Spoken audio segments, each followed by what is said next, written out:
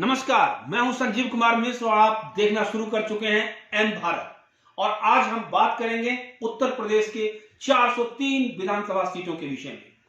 आपको हम ये बताने वाले हैं कि उत्तर प्रदेश की बुआ, बबुआ और बाबा में किसकी बनने वाली है सरकार और क्या रहने वाली है स्थिति।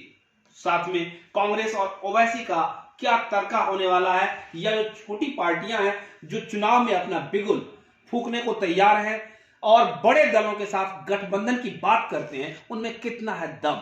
ये तमाम चीजें आपको हम विस्तार से बताएंगे एन भारत पर। एन भारत आपको चुनाव की सबसे विश्वसनीय खबरों के साथ लगातार आपके साथ जुड़ा हुआ है। जहां कोई भी बड़ा चैनल नहीं पहुंचता, वहां एन भारत पहुंचता है और वहां की स्थितियों को एन भारत आप तक पहुंचाता है। क्योंकि उत्तर प्रदेश से ही रास्ता जाता है केंद्र के लिए, दिल्ली के लिए। तो ये चुनाव बड़ा दिलचस्प होता है और बहुत बड़ा चुनाव होता है, क्योंकि जिसने उत्तर प्रदेश में बाजी मारी है, समझ लीजिए उसके लिए आसान हो जाता है दिल्ली की सत्ता और दिल्ली की सल्तनत पर कब्जा।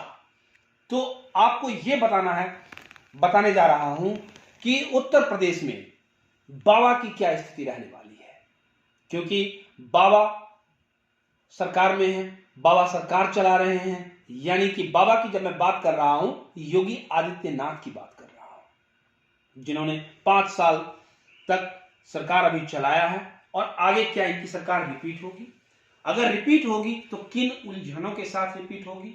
क्या इनको पूर्ण बहुमत मिल जाएगा, या गठबंधन की सरकार बनानी होगी, या विपक्ष में बैठना होगा? यह सब तो आने वाला वक्त बताएगा। लेकिन स्थितियां क्या है देखिए।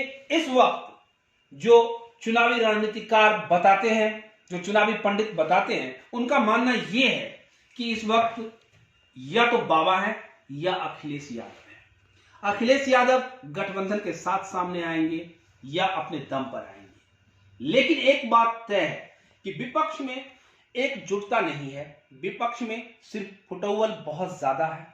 और बाबा की जो वोट बैंक है, जितनी है वो सॉलिड है, उनमें बंटवारा नहीं होगा। ये बात एन भारत पर बेहद जिम्मेदारी के साथ मैं बता रहा हूं।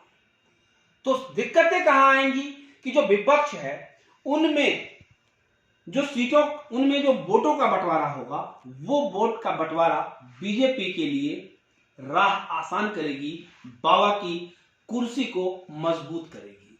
क्योंकि ओवैसी फैक्टर जब आता है तो जो मुसलमानों का वोट बैंक है वो कुछ ना कुछ शिफ्ट होता है। अगर ओवैसी नहीं होते तो वो समाजवादी पार्टी को मिलेगी या कांग्रेस को। तो ओवैसी अगर कहीं भी 10,000 वोट लेते हैं, 15,000 वोट लेते हैं, तो यकीन मानिए कि जहां से सपा के विधायक जीतने वाले हैं या कांग्रेस के जीतने वाले हैं, वो हार जाएंगे और वो कहीं ना कहीं इसका फायदा बीजेपी को मिलेगा। तो जो एंटी इनकम्बेंसी का मसला है, वो एंटी इनकम्बेंसी का मसला इस तरह से दूर हो जाएगा कि जो विपक्ष की एकजुटता नहीं है, इस वजह से एंटी इनकम्बेंसी बेअसर हो जाएगी। तो और जो आपको ये किसान चुनाव, जो किसानों का मुद्दा था, उसे किस तरह से कम बैक किया गया है, ओवरकम किया गया है, वो तमाम सारी चीजें रहेंगी। तो आपको हम बताएंगे और विस्तार से बताएंगे, आप देखते रहिए।